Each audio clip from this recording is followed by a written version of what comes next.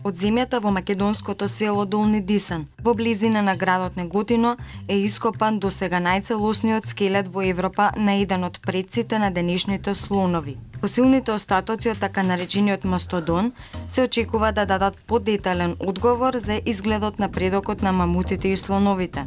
Мастодонтот од неготински Долни Дисан е доказ за некогашниот суперконтинент Панџеа. Но научната тежина и важност на овој пронајдок е што фосилот е најден на една локација. Овој предок се проценува дека живеел пред околу 8 милиони години, тежел околу 10 тони и живеел околу 50 на години.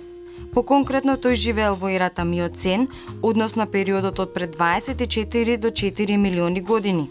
Билјана Гаревска од Природно-научниот музеј од Скопје, палеонтологот кој го предводеше тимот за ископување, објасни дека слонот е дел од пикермиската фауна. Поконкретно, оваа фауна е заедница од животни кои за првпат биле пронајдени во Грција кај местото Пикерми, близу Атина. Од оваа фауна во Македонија се пронајдени и други фосилни остатоци од различни животни.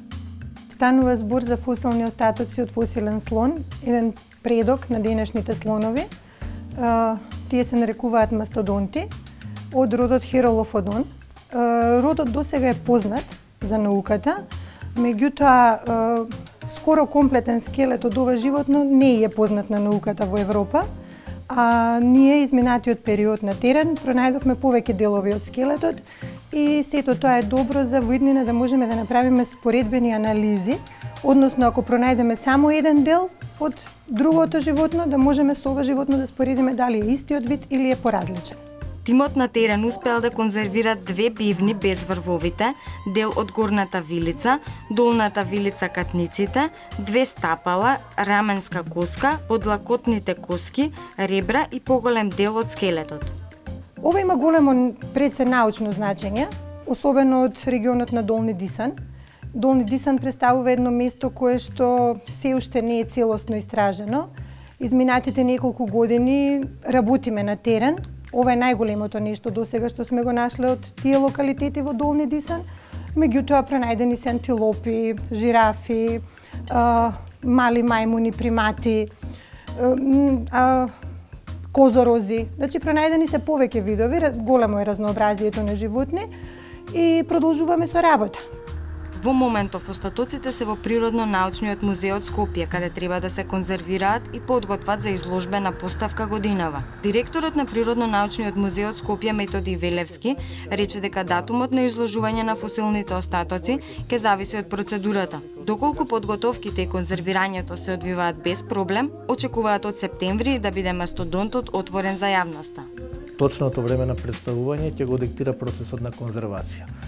Ние имаме во моментот и хендикеп, но и среќа немаме препаратори во музеот, веќе сите се по пензија, меѓутоа се и работоспособни и имаат огромно искуство со конзервирање и изложување на фосилни остатоци, така да сметаме на нивната помош, нивно ангажирање за уредување на овие остатоци од фосилен слон и нивно изложување некаде. Значи, зборуваме за од септември натаму, во зависност од состојбата која тие ќе утврдат.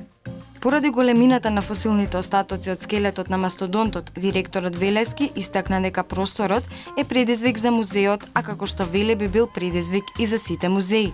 Тој објасни дека треба да се направи сериозна интервенција во изложбените поставки за да се направи место за овој предок на слоновите. Но целиот зафат се очекува да има позитивен ефект и за музеот како од научна смисла, така и за посетеноста на изложбените поставки.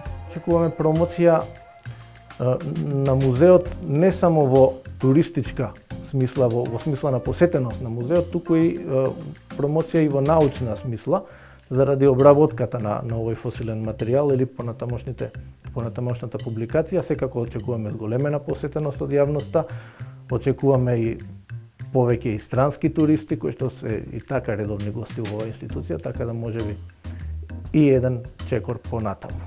За фосилните остатоци се дознало лани во септември, откако локалниот жител Васо Ташев најпрвен пронашол еден дел од коската во близина на неговото лозје. Тој претпоставувал дека има поголем дел и го засипал, пошто им го покажал на стручните лица од музеот.